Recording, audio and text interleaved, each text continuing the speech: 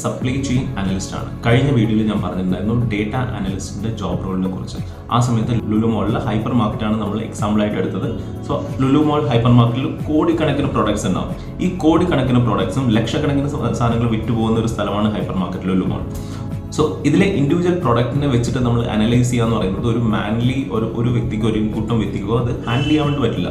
So obviously you need software, അതിൻ്റെ expiry date, അതിൻ്റെ procurement date, അതിൻ്റെ സെല്ലിംഗ് ടൈം, കഴിഞ്ഞ മാസം എത്ര പ്രോഡക്ട്സ് വിറ്റുപോയി, ഇതൊക്കെ അറിഞ്ഞാൽ മാത്രമേ നമുക്ക് ഒരു ഫോർകാസ്റ്റ് ചെയ്യാൻ വേണ്ടുള്ളൂ. ഡിമാൻഡ് ഫോർകാസ്റ്റിംഗ് എന്ന് പറയും.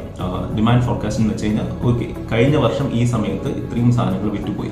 ഒബ്വിയസ്ലി ആ ഒരു സാധനത്തിൻ്റെ പ്രൊക്യൂർമെൻറ്റ് നടത്തണം, അവർ പ്രിപ്പയർ ആയിരിക്കണം ഈ സമയത്ത്. സോ ഈ ഡേറ്റ പലപ്പോഴും പല കമ്പനീസിനും വളരെ ഇമ്പോർട്ടൻ്റ് ആണ്. ഈ ഒരു ഡേറ്റ, റോ ഡേറ്റയെ ഒരു മീനിങ് ഫുൾ ഇൻഫോർമേഷൻ ആയിട്ട് മാറ്റുന്ന ഒരു ജോലിയാണ് ഡേറ്റ അനലിസ്റ്റ് അല്ലെങ്കിൽ സപ്ലൈ ചെയിൻ അനലിസ്റ്റ്